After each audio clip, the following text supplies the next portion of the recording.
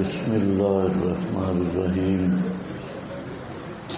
انہم ان یظہروا، اگر وہ مطلع ہو گئے اوپر تمہارے، یرجموکم، یہ قرآن نے اپنی فصاحت سے بتا دیا کہ بادشاہ نے انہیں سنگساری کی دھمکی دی تھی، سنگسار کر دوں گا، یا وہ مذہب چھوڑ دو یا لوٹائیں گے تم کو اپنی ملت میں، بلن تفلحوا اذا ابدا، اور اس وقت اگر تم مرتد ہو گئے تو پھر کبھی کامیاب نہیں ہوگے۔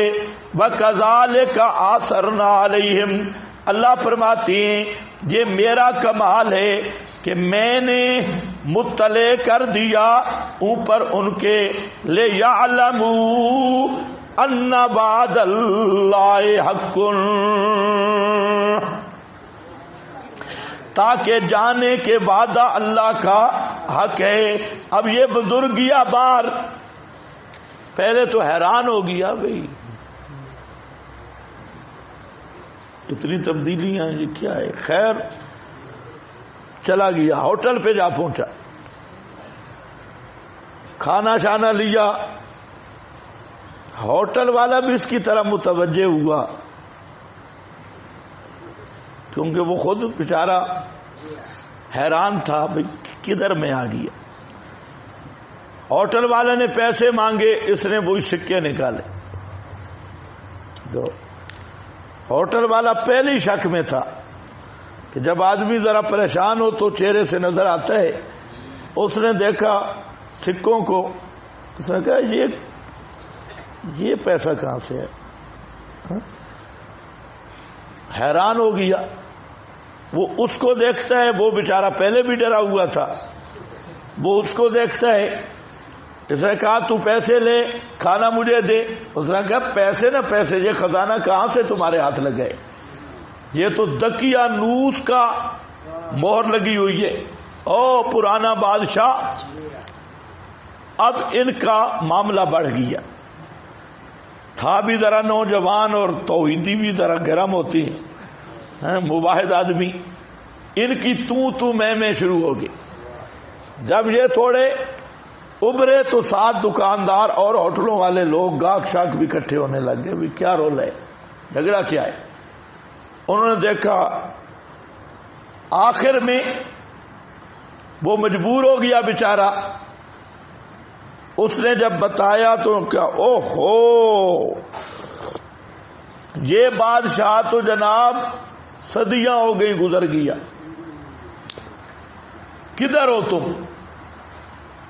اس نے بتایا جو میرے ساتھ اور ساتھی بھی ہیں، وہ ساتھ چلے۔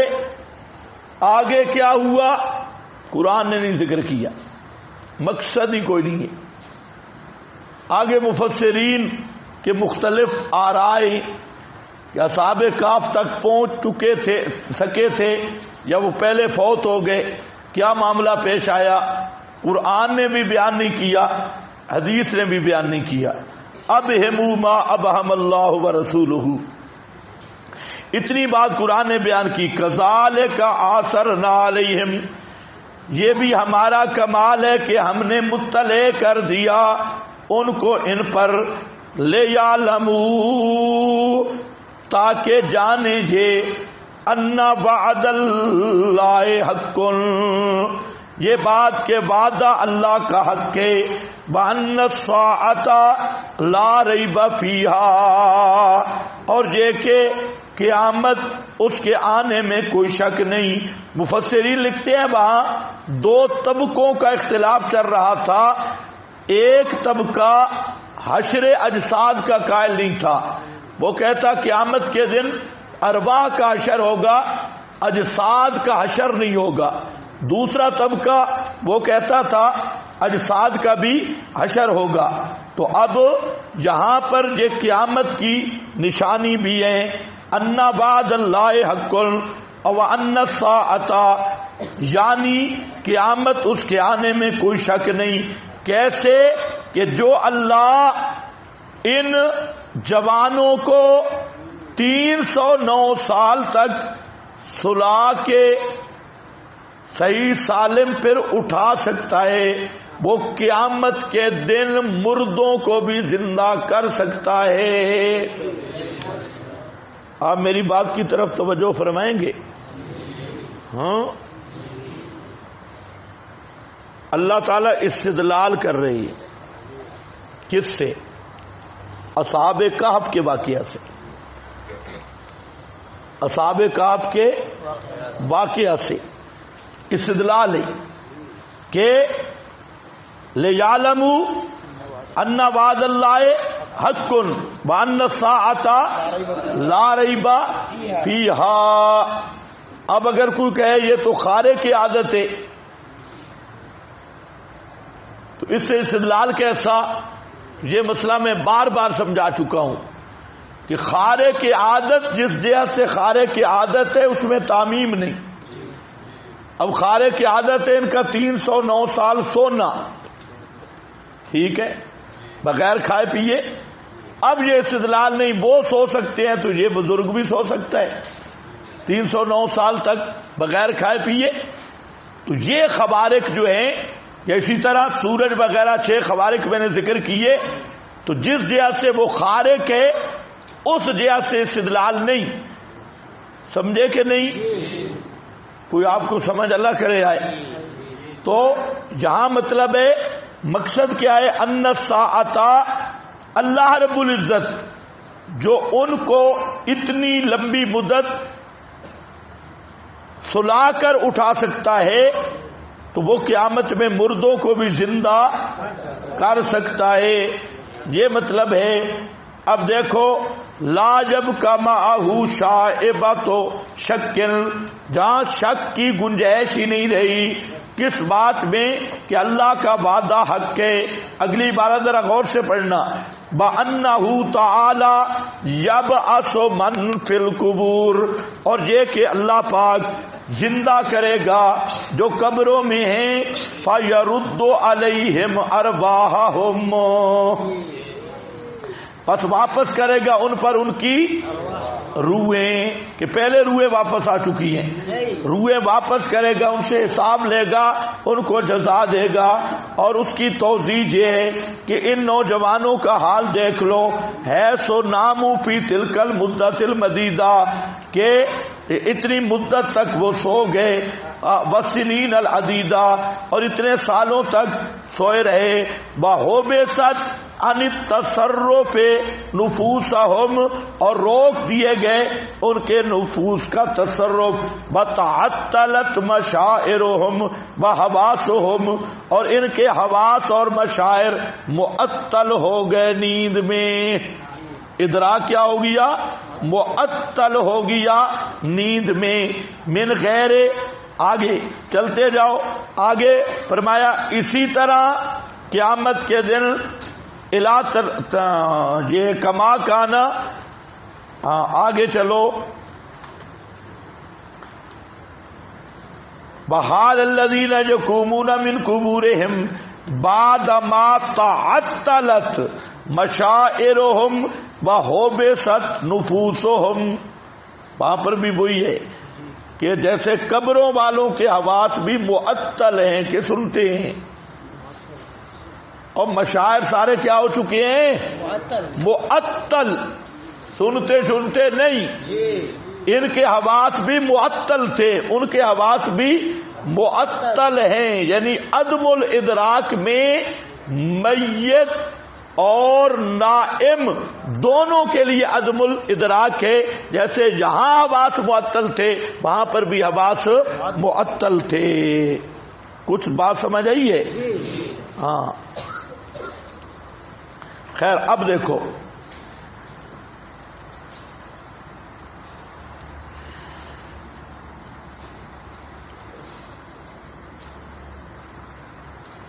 اذ یتنازعون بینہم، جب اختلاف کیا انہوں نے آپس میں اپنے معاملے کا، فقالو، پس کہا انہوں نے کہ بناؤ ان پر بنیانا، یہ اوپر غلط لکھا ہے ہم المومنون، فقالو، کہا انہوں نے عام جو مفسرین کی تفسیر ہے وہ میں ذکر کر رہا ہوں کہ کافروں نے کہا بناؤ ان پر قبہ، بناؤ ان پر عمارت، ان کا مزار بناؤ جناب، قبہ شریف ہیں. اور قال الذین غلبوا، یہ کون ہے؟ ان کے بارے میں ایک قول ہے کہ یہ مومن تھے، ہم المومنون ادھر لگے گا. ایک قول یہ ہے کہ یہ مومن تھے. حضرت شیخ القرآن فرماتے ہیں یہ بھی مومن نہیں تھے، یہ بھی مومن نہیں تھے. انہوں نے کہا ہم تو ان کو سجدے کریں گے، مسجد بنائیں گے، یعنی سجدے کی جگہ ہم ان کو سجدے کریں گے. یہ حضرت شیخ نے مانا کیا. عام مفسرین نے مانا کیا کہ انہیں کہا لنتخذن علیہم مسجدا، ہم بنائیں گے ان پر، یعنی حولہم مسجدا، ان کے اردا گرد مسجد. کیوں؟ اگر یہ مومن تھے تو اس مسجد بنانے کی غرض تھی تاکہ لوگوں کو پتہ چلے کہ یہ لوگ موحد گزرے ہیں، اللہ تعالیٰ کی عبادت کرنے والے، تاکہ ان کو معبود نہ بنایا جائے. حضرت تھانوی کی عبارت ہے تاکہ ان کے عابد ہونے کی نشانی رہے اور ان کو معبود نہ بنایا جائے. حضرت تھانوی کہ موحد توحید کی علامت رہے. اور اگر کافر اور مشرک تھے تب بھی کوئی مسئلہ نہیں. مشرک ہمیشہ قبروں کو پوجتے آئے ہیں. انہوں نے کہا ہم تو جہاں پر سجدے کریں گے اور ہم بنائیں گے ان کو سجدہ گاہ، مسجدہ. اب ذرا سمجھو ایک مسئلہ، مسئلہ ہے بنا علی القبور، قبروں پر تعمیرات. یہ مسئلہ لمبا ہے لیکن مختصر سا دیکھ لو، باقی بہت ساری چیزیں حاشیے پہ ہیں. بنا علی القبور، قبروں پر تعمیرات. اس آیت سے خفاجی نے ایک بات لکھ دی کہ اس آیت سے استدلال کیا گیا علی جواز بنا علی قبور الصلحاء و اتخاذ مسجد علیہا، کہ صلحاء، یہ عبارت لکھی ہے بھائی جو لکھا ہے اوپر دیکھو. استدلال کیا گیا اس آیت سے بنا علی قبور الصلحاء، نیک آدمیوں کی قبروں پر تعمیرات اور ان کو مسجد بنانا اور جائز ہونا نماز کا. اس میں اس کو ذکر کیا ہے کس نے؟ الشہاب الخفاجی اپنے حاشیوں میں جو بیضابی میں ہیں. یہ علامہ خفاجی نے ثابت کیا. اب اس سے آئے بریلوی، مفتی احمد یار خان اور اس کے اخبات، وہ سب آ کے کہنے لگے دیکھو یہ دلیل ہے کہ یہ مومن تھے جو کہہ رہے تھے لنتخذن علیہم مسجدا. اس سے پتہ چلتا ہے کہ مزارات اولیاء بنانا، ان پہ تعمیریں کرنا اور گنبد بنانا، یہ ساری چیزیں جائز ہیں، کیونکہ یہ کون کر رہے ہیں؟ مومن. اور قرآن نے یہ ذکر کیا ہے اور ان کی تردید نہیں کی.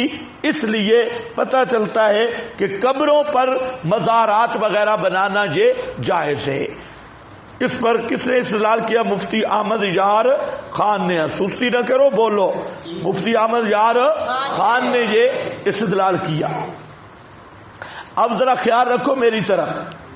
مفتی احمد یار خان اس کو لے گیا شرائع من قبلنا سے کہ یہ ہمارے پہلوں کی شریعت ہے، کیونکہ مومن یہ کام کر رہے ہیں، فلہذا شرائع من قبلنا سے جب چیز ثابت ہو جائے، قرآن اس کی تردید نہ کرے تو وہ چیز جائز ہوتی ہے. لہذا جتنے مزارات اولیاء ہیں اس آیت سے ثابت ہے.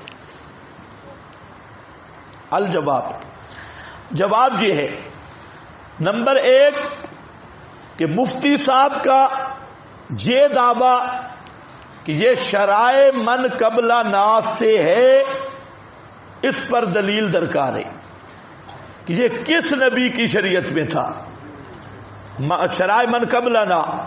یہ کہنا کہ یہ کرنے والے مومن تھے، تو آج مومن جتنے کام کرتے ہیں جائز ہے، اور اس امت کے مومن جو کچھ کر رہے ہیں بس یہ کہا جائے جی مومن کر رہے ہیں، یہ جائز بن جائے گا؟ بولتے کیوں نہیں؟ اس امت کے مومن جو کچھ کر رہے ہیں یہ جائز ہے؟ تو اگر اس امت کے مومنوں نے ایک کام کیا تو یہ شریعت کیسے بن جائے گا، جواز کیسے بن جائے گا؟ تو مومنوں کے کرنے سے شریعت ثابت نہیں ہوتی، شرائع من قبلہ نا کا بہانہ کہ یہ شرائع من قبلہ نا ہے ایک۔ دوسرا یہ کہ شرائع من قبلہ نا کا مسئلہ بھی تب ہے کہ ہماری شریعت روک کے نہیں، جب کہ ابھی احادیث آئیں گی ہماری شریعت نے اس سے روک دیا، تو اب شرائع من قبلہ نا کا بہانہ بھی ختم ہو گیا۔ تو کتنی باتیں میں نے کی؟ دو۔ تھوڑا آپ کو اللہ بولنے کی توفیق دینا تو پھر کچھ آگے چلے، نہیں تو سبق آگے نہیں چلے گا۔ ہاں کیا کہا میں نے؟ پہلا مسئلہ یہ شرائع من قبلہ نا سے نہیں ہے۔ کس سے استدلال کیا انہوں نے شرائع من قبلہ نا کا؟ ایک مومنوں کے فعل سے۔ تو مومنوں کا فعل یہ کیسے شریعت بن گیا؟ اب کوئی مولانا فضل الرحمان کو مریم نواز کو اس کے کندھے کے ساتھ چمٹا ہوا دیکھے اور کہے کہ یہ علماء حضرات کر رہے ہیں لہذا جائز ہے، اور وہ 5 لاکھ علماء کی ترجمانی کرنے والے بزرگ ہیں، تو اگر کوئی یہاں جائز کہے تو کیا جواب ہوگا؟ جی مومن اور ساتھ جو اس کے مومن ہیں، سارے مومن بھی ساتھ ہیں، تو یہ بھی فعل مومنوں کا ہے، تو اس سے شریعت ثابت ہو جائے گی۔ تو اسی طرح اگر ان مومنوں نے کہہ دیا لنتخذن علیہ مسجدا، تو اس سے شریعت کیسے ثابت ہوگی؟ شرائع من قبلہ نا ہے ہی نہیں، اس کو ثابت کرنا ہوگا۔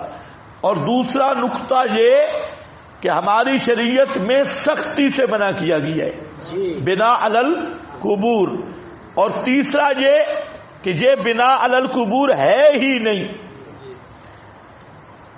لنتخذن علیہم مسجدا، ان قبر کے اوپر حولہ، اس کے قریب کہیں ہم مسجد بنائیں گے، اور مسجد نشانی ہے توحیدیوں کی، ان المساجد للہ فلا تدعوا مع اللہ احدا، تو قریب مسجد ہوگی تاکہ بعد میں آنے والے ان کی پوجا نہ شروع کر دیں کہ یہ بھی کوئی ہمارے مذہب کے تھے، وہ یہ سمجھ جائیں کہ یہ مباحث تھے، توحیدی تھے، تو ان کی کوئی پوجا شروع نہ کرے۔ تو یہ اس سے تو مزاروں کی تردید ثابت ہو رہی ہے، نہ کہ مزار بنانے کا جواز کر رہا ہے جی۔ اور چوتھی بات یہ کہ خود قال الذین غلبوا، یہ مومن تھے یا نہیں؟ قرآن نے تو نہیں بتایا یہ مومن تھے جی۔ تو یہ دونوں قول موجود ہے، ابن کثیر کا آپ کے پاس لکھا ہے، دونوں قول ہیں، بعض نے کہا مومن تھے، بعض نے کہا کافر تھے۔ تو اگر کافر ہوں تو پھر تو مسئلہ اگلا بھی ثابت ہو گیا تمہارے استدلال کے مطابق کہ مزارات بنانا یہ کافروں کی عادت ہے جی، اور یہ بھی ہم ثابت کریں گے عادت ہے ہی کافروں کی، یہ پہلے لوگوں کی عادت ہے جو کافر تھے اور غالی تھے۔ تو اس سے بھی ثابت نہیں ہوگا۔ کتنی باتیں میں نے عرض کر دی؟ 4۔ یہ 4 باتیں سلور، اس کو یاد کر لو۔ اور اب دیکھو علامہ آلوسی رحمہ اللہ کا تبصرہ علامہ خفاجی پر، فرماتے ہیں وَهُوَ قَوْلٌ بَاطِلٌ۔ شکر ہے تم نہیں بیٹھے تھے، نہیں تو کہتے بزرگوں نے لکھا ہے۔ بزرگوں نے نہیں سمجھا، علامہ آلوسی سے پوچھو سمجھا ہے کہ نہیں سمجھا۔ کہتے ہیں بہوا قول باطل عاطل فاسد کاسد. ہاں یہ قول بالکل باطل ہے، عاطل ہے، فاسد ہے، قاصد ہے، نرا گپو ٹیشن ہے، ہاں جس میں ذرا جان نہیں ہے. اگلا ذرا دیکھنا، وقصد الرجل الصلاۃ عند القبر متبرکا بہ. آدمی ایک تو ہے نا مردوں سے مانگنا، سفارشیں کرانا، وہ تو دور کی بات. یہاں مسئلہ ہے قصد الرجل الصلاۃ عند القبر متبرکا بہ.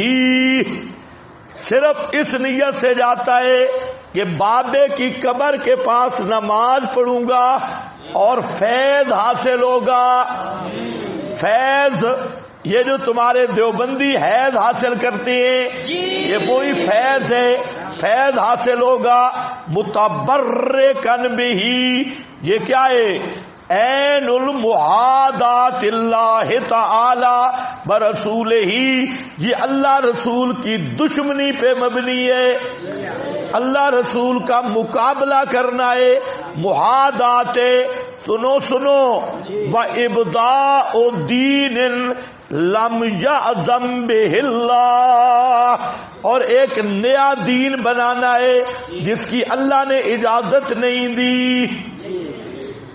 ابداء دین، ایک نیا دین گھڑنا ہے.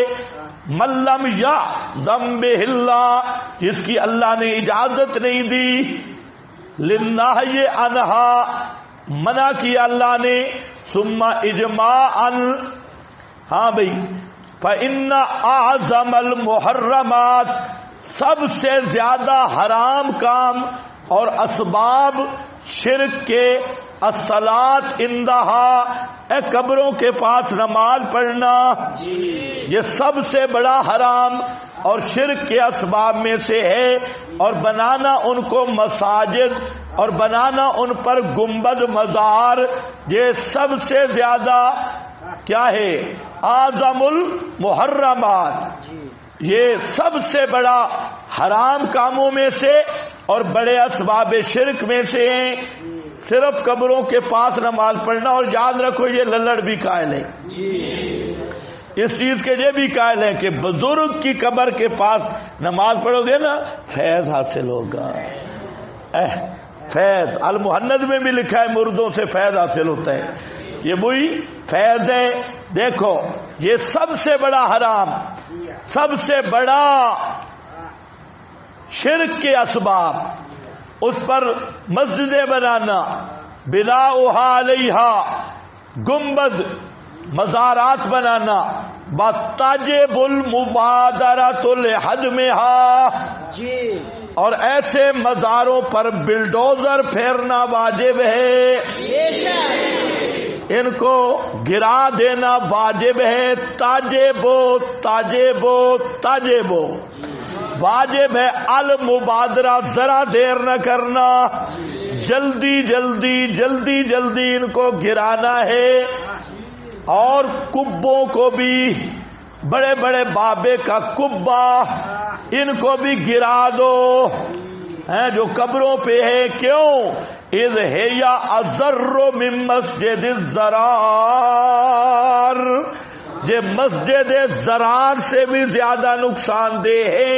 جو منافقوں نے مسجد بنائی تھی وہ مسجد اتنی نقصان دہ نہیں تھی جتنے یہ مزارات. سن رہے ہو؟ لأنہا اسست علی معصیت رسول اللہ، کیونکہ یہ ساری عمارتیں رسول کی نافرمانی میں بنائی گئی. لأنہ علیہ السلام نہا عن ذالک، اس لیے کہ آپ نے اس سے منع کیا.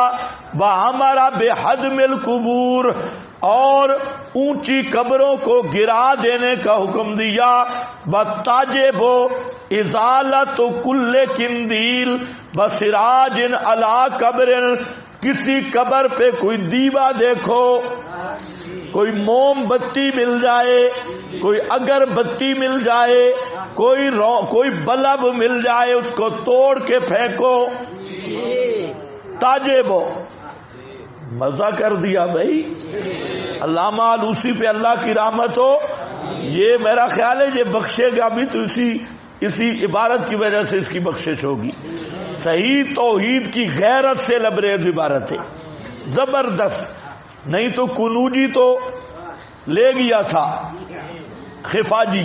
ہاں بھئی، قندیل و سراج علی قبر بلا یسے وقفہ ولا نظرہ، اس کا وقف بھی جائز نہیں، اس کی نظر بھی جائز نہیں۔ روح المعانی، سمجھ گئے؟ کیا سمجھے ہو کہ جتنے مزارہ، ایک تو یہ سمجھو قول باطل آتل فاسد کاسد ہیں، جو بھی شریعت کے خلاف بات کرے، چاہے خفاجی جیسا علامہ کیوں نہ ہو، صاف اس کا بے ادبی تو نہیں ہو گئی۔ لوگ تو اب یہ سبق دے رہے ہیں بزرگوں کی بے ادبی نہ کرو، یہ حقیقت میں ادب یہی ہے، باطل قول آتل فاسد کاسد۔ اچھا، دوسرا مسئلہ کیا نکلا؟ کسی قبر پر فیض کی نیت سے بیٹھنا یا اس کے قریب نماز پڑھنا، یہ اللہ رسول کے ساتھ مقابلہ کرنا ہے، اللہ رسول کے ساتھ دشمنی کرنا ہے۔ تیسرا، یہ ایسی بدعت ہے جس کی اللہ نے اجازت نہیں دی۔ چوتھا، یہ اجماع ہے، ثم اجماعا، تمام مسلمانوں کا اجماع ہے کہ سب سے بڑا حرام اور سب سے بڑا اسباب شرک میں سے مسجدوں مزاروں کے قریب نماز پڑھنا اسی نیت سے تبرک کی، اور ان کو مسجدیں بنانا اور ان پہ قبے شبے بنانا، اور نمبر 4 ایسے قبوں کو گرانا واجب ہے۔ یہ مسجد زرار سے بھی زیادہ نقصان دہ ہیں، رسول کی معصیت میں یہ عمارتیں بنائی گئی ہیں۔ اس لیے جتنا جلدی ہو حکومت مسلم پر، مسلمان حکومت پر یہ سارے مزارات گرا دینا یہ واجب ہے۔ اللہ کرے مدینہ کی ریاست والے بھی اس طرف ہیں، ہاں کہتے ہیں مدینہ کی ریاست، تو پہلے تو ملک کو ان شرکیات سے پاک کرو، اور تمہارے حکمران اللہ ان کو ہدایت دے یا اللہ ان کو برباد کرے، یہ سب سے بڑے شرک کے دائی ہے۔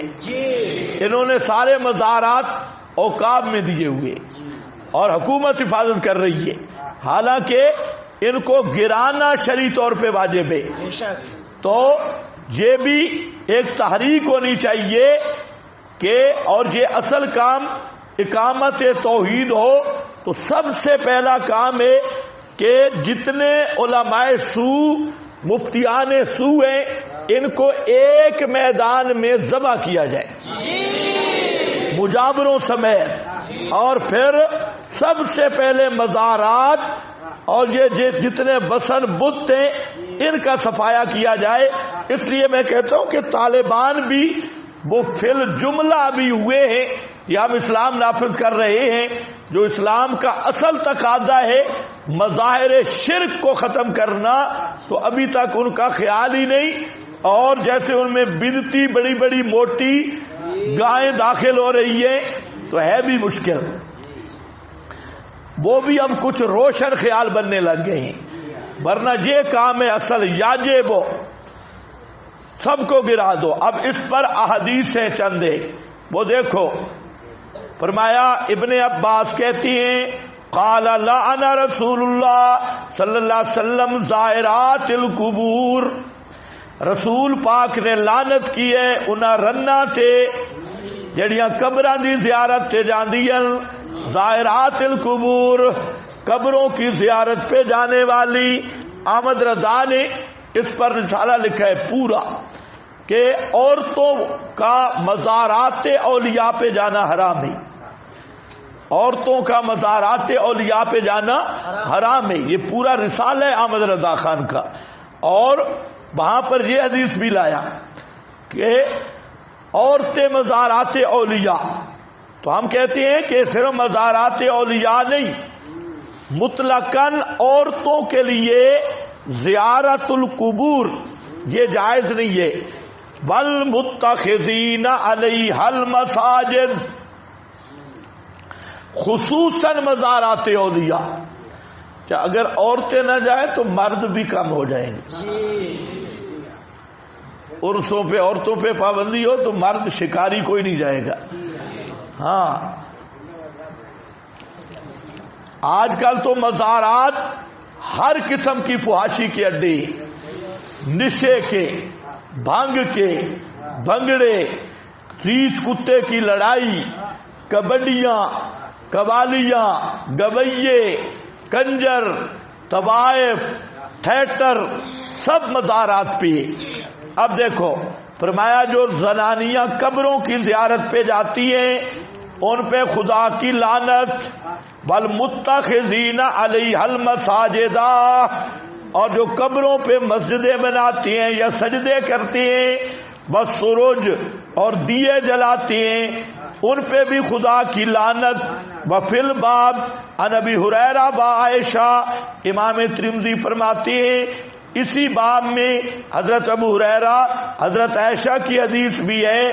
حدیث ابن عباس حدیث حسن، یہ حدیث حسن قابل استدلال ہے.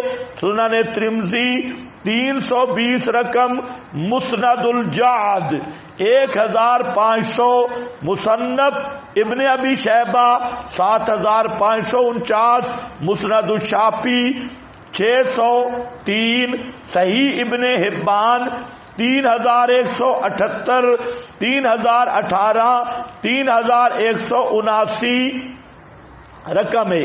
حضرت عائشہ فرماتی ہیں قالت قال رسول اللہ صلی اللہ علیہ وسلم فی مرضہ، آپ نے اس مرض میں ارشاد فرمایا الذی لم یکم، جس سے آپ پھر اٹھے نہیں، یعنی مرض الوفات منہا، یہ مل گیا اس کو جدا کر دو، جس مرض سے آپ اٹھے نہیں. کیا فرمایا لعن اللہ الجہود والنصارى، اللہ لعنت کرے یہود و نصارہ پر، اتخذوا، جنہوں نے بنا لیا انبیاء کی قبروں کو مساجدہ، مسجدیں یا سجدہ گاہ.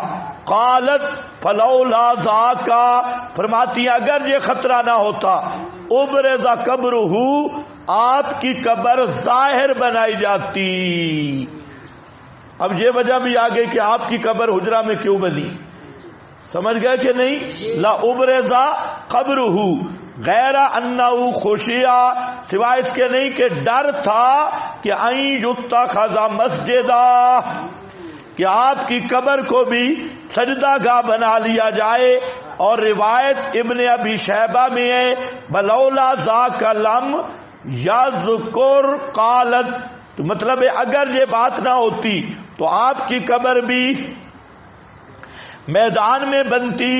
ایک وجہ یہ بھی ہے کہ آپ صلی اللہ علیہ وسلم کی قبر کو اللہ نے محفوظ کرنا تھا قیامت تک، کوئی مشرک پہنچ ہی نہیں سکتا. لا يمكن الوصول الى قبری، یہ کچھ کرتے ہیں نا، یہ روزے کے پاس کرتے ہیں، آپ کی قبر تک پہنچنا ہی ممکن نہیں. وہ قبر چھپی ہے تاکہ ان خرافات سے محفوظ رہے. اس کی آگے وجہ ایک اور بھی آ رہی ہے. آگے فرماتے ہیں یہ مسلم شریف 529. اسی طرح حضرت ابو ہریرہ فرماتے ہیں قاتل اللہ، رسول اللہ نے فرمایا اللہ لعنت کرے یہودیوں پر، اتخذوا قبور انبیائہم مساجدہ، انہوں نے اپنے انبیاء کی قبروں کے سجدے کیے. حضرت عائشہ فرماتی ہیں اور حضرت عبداللہ ابن عباس قالا، دونوں لما نزلا برسول اللہ صلی اللہ علیہ وسلم تفقا یترا خمیسۃ لہ، جب نبی کریم علیہ السلام کی موت کا وقت قریب آیا، تو آپ چادر کپڑا وہ اس کو کرتے ہٹاتے علی وجہی اپنے چہرے پر اور پھر ڈھانپتے پھر کھولتے چہرہ اور آپ یوں فرماتے لعنت اللہ علی الجہود والنصارى اتخذوا قبور انبیائہم مساجدا، انہوں نے انبیاء کی قبروں کو سجدہ گاہ بنایا، منع کیے گئے تھے مثل ما صنعوا، اس جملے کو ذرا نوٹ کرنا،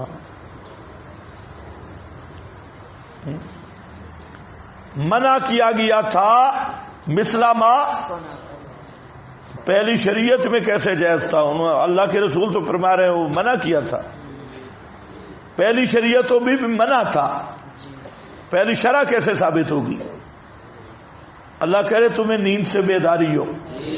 مسلم صفحہ 531 آگے ہے جندب فرماتے ہیں، فرمایا رسول اللہ صلی اللہ علیہ وسلم نے بلو کنت متخذا من امتی خلیلا، اگر میں اپنی امت میں سے کسی کو خلیل بناتا لاتخذت ابا بکر خلیلا، بناتا میں ابو بکر کو خلیل، الا بان من کان قبلکم، خبردار جو پہلے لوگ تھے، کانوا یتخذون قبور انبیائہم وصالحیہم مساجدا، یہ پوری حدیث آ گئی، اپنے نیک لوگوں کی قبروں کو مساجد بنا لیتے، سجدہ کرتے، فلا تتخذوا القبور مساجدا انی انہاکم عن ذلک، میں تمہیں منع کر رہا ہوں، خبردار تم قبروں کو سجدہ مت بنانا، سجدہ گاہ مت بنانا۔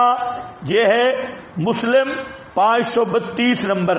حضرت عائشہ فرماتی ہیں کہ حضرت ام حبیبہ ام سلمہ نے ذکر کیا ایک کنیسہ جو انہوں نے حبشہ میں دیکھا تھا، یہ حبشہ میں ہجرت کر کے گئی تھی نا، وہاں پر دیکھا تھا، اس میں تصاویر تھی، رسول اللہ صلی اللہ علیہ وسلم کے سامنے ذکر کیا، فرمایا رسول اللہ صلی اللہ علیہ وسلم نے ان اولئک اذا کان فیہم الرجل الصالح فمات، ان میں اگر کوئی نیک آدمی ہوتا مر جاتا، بنو علی قبر ہی مسجدا وصوروا فیہ تلک صور، یہ تصویریں لگاتے، اولئک شرار الخلق عند اللہ، کہتے جی انہوں مومنوں نے بنایا تھا مسجد، جو بنانے والے ان کو پیغمبر نے کیا فرمایا؟ شرار الخلق۔ اس سے مفتی صاحب استدلال کر رہے ہیں شرار الخلق سے، یہ سب سے بدترین لوگ ہیں اللہ کے ہاں دن قیامت کے۔ مسلم 528 حضرت عبداللہ فرماتے ہیں ان من شرار الناس من تدرکہم الساعۃ، سب سے بدترین لوگ وہ ہوں گے جن کو قیامت پائے گی، وہم احیاء، سمجھو ہے، سب سے بدترین لوگ وہ ہوں گے جن پر قیامت آئے گی اس حال میں کہ وہ زندہ ہوں گے۔ تمہیں سمجھ کچھ نہیں ہے، پیغمبر تو کہہ رہے ہیں کہ قیامت سے پہلے جن کو قیامت لے گی وہ سب سے زیادہ بدترین لوگ ہوں گے، اور للڑ کیا کہتے ہیں؟ الانبیاء احیاء، جب ہم احیاء، قیامت جن پہ قائم ہوگی جو لوگ وہاں زندہ ہوں گے وہ بدترین خلائق ہوں گے۔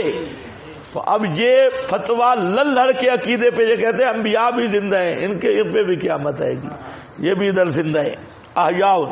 ہاں بھائی، وہم احیاء ومن یتخذ القبور مساجدا، اور جو قبروں کو سجدہ گاہ بنائے۔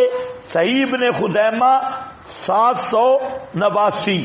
آگے سمرہ بن جندب اپنے باپ سے ابو عبیدہ، آگے دیکھ رہے ہیں، آخر ما تکلم بہ النبی، آخر ما تکلم بہ النبی، آپ نے آخری کلام کیا، للڑ کیا کہتے ہیں؟ آخری کار ابھی کر نہیں رہے. صحابی کیا کہتے ہیں؟ آخر ما تکلم بہ النبی، نبی نے آخری کلام کیا. یہ تو کہتے ہیں اب بھی ہو رہا ہے، مفتی شفیع کو بھی کہا ہے. رفائی، افعائی، یہ سارے اردا گرد والے گپ شپ و فضل الرحمان تو مشورہ کرتا ہے آدھا گھنٹہ، اور صحابی کہتے ہیں آخر ما تکلم بہ النبی اخرجوا یہود اہل الحجاز و اہل نجران، یہودی اہل حجاز کو نکال دو. محمد بن سلیمان پھر لے آ رہا ہے. اہل نجران من جزیرۃ العرب وَاعْلَمُوا أَنَّ شِرَارَ النَّاسِ الَّذِينَ اتَّخَذُوا قُبُورَ أَنْبِيَائِهِمْ مَسَاجِدَ، سب سے بدترین بدمعاش وہ ہیں جو انبیاء کی قبروں کو سجدہ گاہ بناتے ہیں. ان علی انہو قالا، تم کہتے ہیں بڑے صوفی ہیں، پیغمبر فرماتے ہیں سب سے بڑے بدمعاش اور سب سے بڑے شریر شرارتی یہ ہیں. آگے دیکھو حضرت علی فرماتی ہیں ان شرار الناس او من شرار الناس من تدرکہم الساعۃ وہم احیاء، وہ ہیں سب سے بڑے بدمعاش جو زندہ ہوں گے اور قیامت آئے گی. ومن یتعجل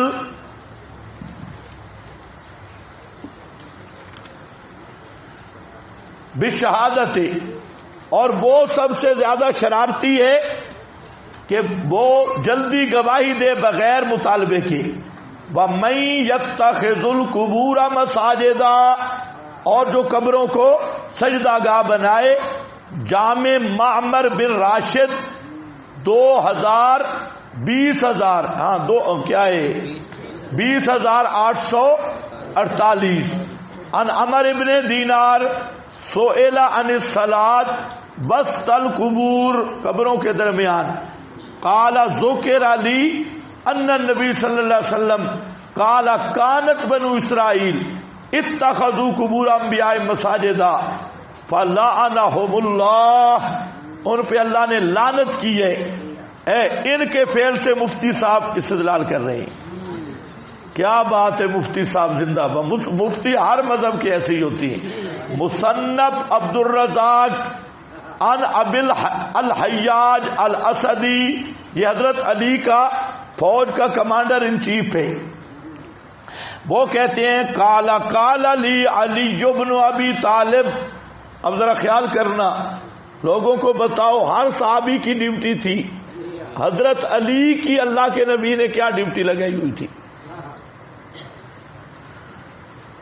یہ کبھی بیتی آپ کو نہیں بتا سکتا کہ حضرت علی کی سپیشل ڈیوٹی کیا تھی. حضرت عبداللہ ابن مسعود کی ڈیوٹی تھی لوٹا، آپ کا جو لوٹا مبارک تھا انزا، زمین نرم کرنے والا، تو یہ طہارت کا سامان وضو کا حضرت ابن مسعود کے پاس ہوتا، ان کی ڈیوٹی تھی.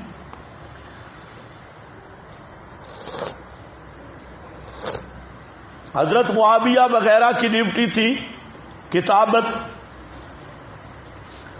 لیکن پوچھو شیعہ بریلوی للڑوں سے کہ حضرت علی کی ڈیوٹی کیا تھی؟ آسان سا سوال ہے. آؤ ذرا ڈیوٹی علی کی بھی دیکھو. اسے میں کہتا ہوں علی کو نام علی علی کرنا آسان ہے اور علی کو پہچانا بڑا مشکل ہے. دیکھو علی کی ڈیوٹی، اللہ کی شان، پیغمبر نے ڈیوٹی نہیں لگائی، یہ اللہ نے لگوائی ہے. کیونکہ جتنے آج دنیا میں سب سے زیادہ پوجا جاتا ہے تو حضرت علی کو، ہر فرقے کا معبود اعظم، جتنے مشرک فرقے ہیں. فرماتی ہیں رسول نے مجھے بھیجا، قال علی بن ابی طالب الا ابعثک علی ما بعثنی علیہ، میں تجھے وہ ڈیوٹی دے رہا ہوں جو پیغمبر نے میرے لیے مقرر کی تھی، اور وہ کیا ہے؟ اللہ تذا تمثالا الا تمسہ ولا قبرا مشرفا الا سبیتہ، کوئی تمثال نہ چھوڑنا، بت شت اس کو مٹا دے تصویریں، ولا قبرن اور نہ قبر اونچی چھوڑنا مگر اس کو برابر کر دینا۔ آگے ان علی قالا کان رسول اللہ صلی اللہ علیہ وسلم فی جنازۃ، آپ ایک جنازہ میں تھے تو آپ نے فرمایا ایوکم ینطلق الی المدینہ، کون ہے جو مدینہ میں جائے بس نہ چھوڑے کوئی وسن الا کسرہ ولا قبرا الا صباہ، نہ قبر مگر اس کو برابر کر دے، بلا صورت نہ کوئی صورت مگر اس کو مٹا دے۔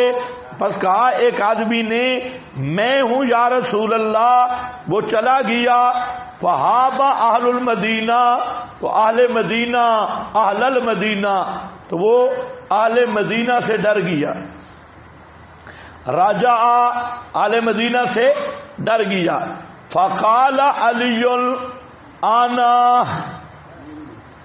علی کی یہ بہادری تو کوئی نہیں بیان کرتا، وہ ڈر گیا کہ کہیں مدینہ والے مارے ہی نہیں، حضرت علی نے فرمایا میں جاؤں گا،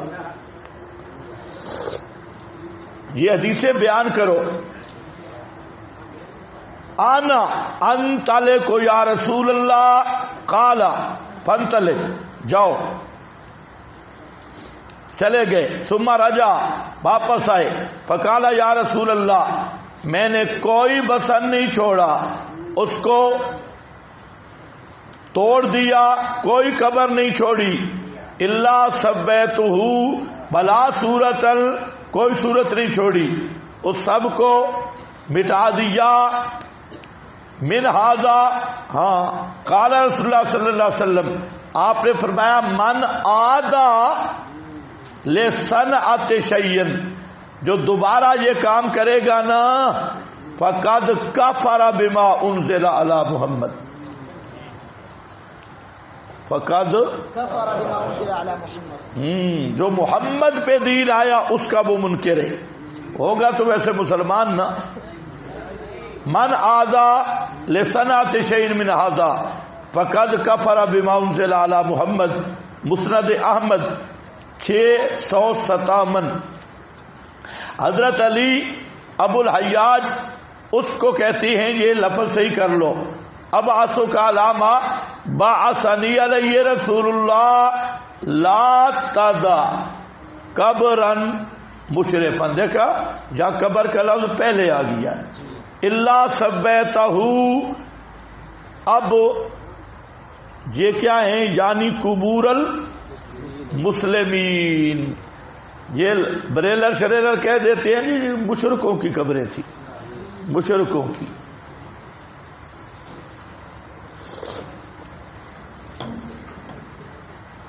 بس بھئی یہ بات ہو گئی۔ اب دیکھیں قرآن خود نتیجہ نکال رہا ہے،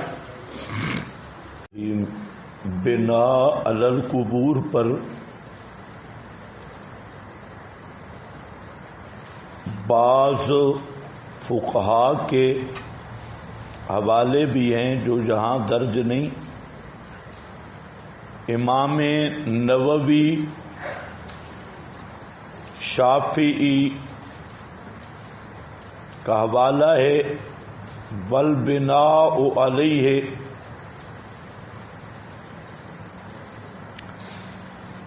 فَإِنْ كَانَ فِي مِلْكِ الْبَانِي فَمَكْرُوهٌ وَإِنْ كَانَ فِي مَقْبُورَةٍ فَحَرَامٌ۔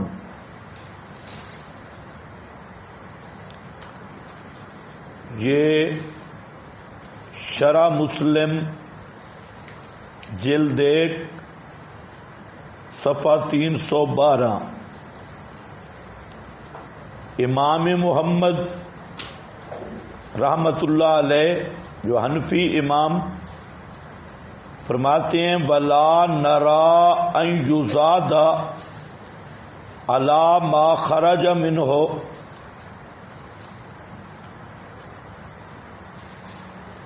ویکرہ ان یجسس او یتین.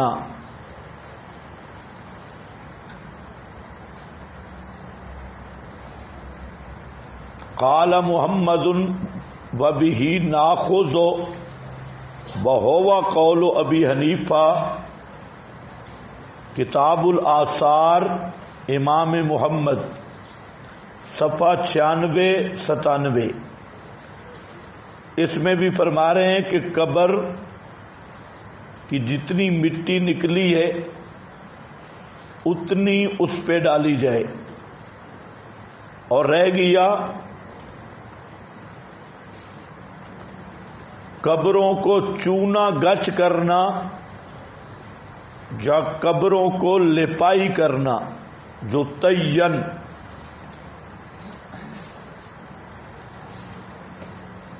یا قبروں کو مربع شکل بنانا، یہ سب ناجائز ہے، اور یہی امام ابو حنیفہ کا قول ہے، اور وہ قول ابی حنیفہ تھا.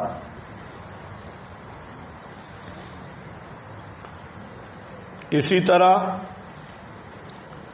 علامہ حلبی حنفی کی کتاب کبیری صفحہ 599،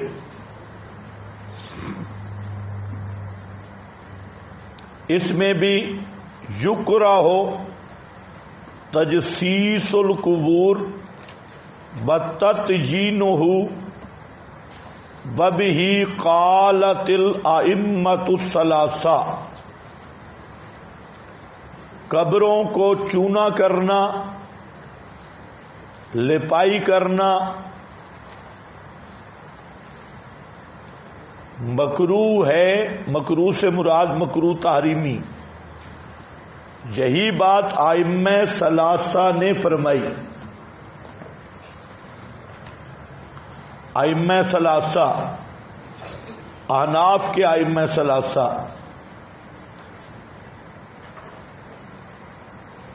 اسی طرح فتاوی سراجیہ صفحہ 24، یکرہ البناء علی القبور. قبروں پر عمارتیں مکروہ. قاضی خان صفحہ 92 جلد فتاوی قاضی خان. ولا یجسس القبر لما روی عن النبی انہ نہا عن التجسیس وعن البناء.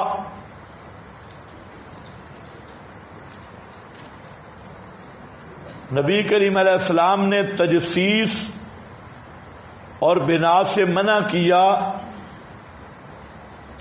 اس کے بعد علامہ ابن الحمام فتح القدیر 472 صفحہ جلد 2 بلکہ 4. ان النبی صلی اللہ علیہ وسلم نہا عن تربیع القبور و تجسیسہا. آپ نے منع کیا ہے قبروں کو مربع شکل بنانا، و تجسیسہا، چونا گچ کرنا. فتاوی عالمگیری صفحہ 174 جلد 1. ولا یربع ولا یجسس القبر ویکرہ ان یبنى علی القبر. قبر کو مربع شکل نہیں بنا سکتے، چونا گچ نہیں کر سکتے، عمارت نہیں بنا سکتے. شامی رد المحتار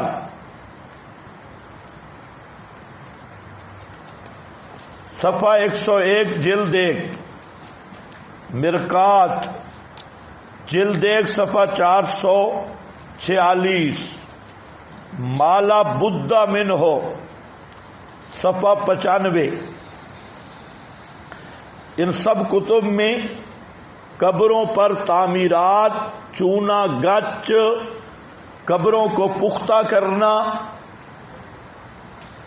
وغیرہ اس سے منع کیا ہے.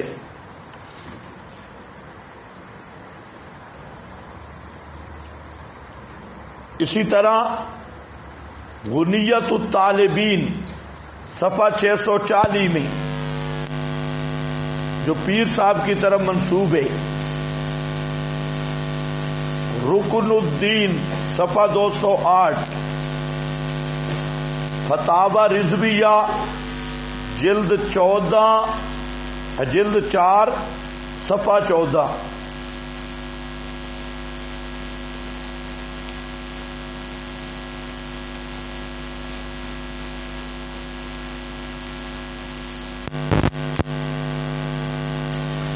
جہاں ایک مسئلہ البتہ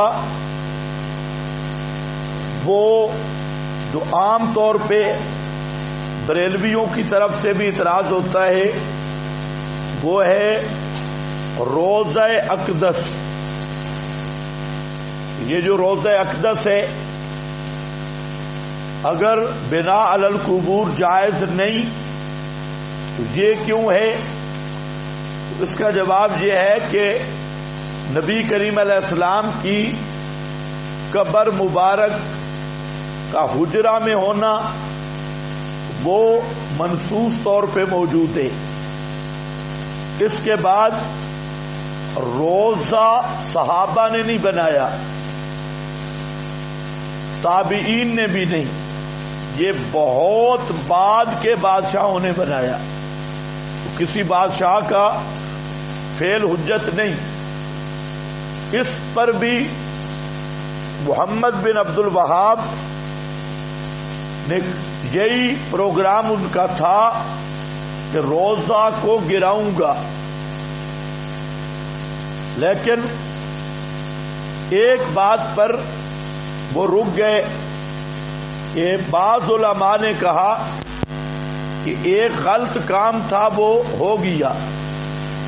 اب مسئلہ یہ ہے کہ نبی کریم صلی اللہ علیہ وسلم کی قبر انور کا ادب حرمتہ میتن کا حرمتی حیا، تو بعض لوگوں نے جو یہ غلط کام کر دیا، اب اگر آپ گرائیں گے تو ایک تو بے ادبی ہوگی اور قبر کے ادب کے خلاف ہوگا، دوسرا یہ کہ آپ مورد طعن بھی بنیں گے اور یہ بڑا فتنہ بھی اٹھے گا.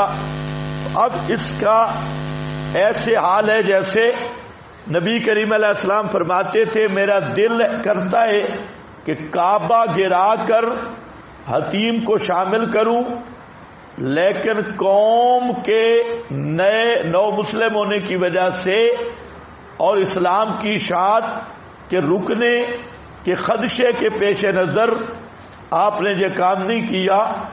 یہ چند وجوہات محمد بن عبد الوہاب وغیرہ کے سامنے رکھی گئی تو انہوں نے روضہ اقدس کو گرانے کا پروگرام تبدیل کر دیا.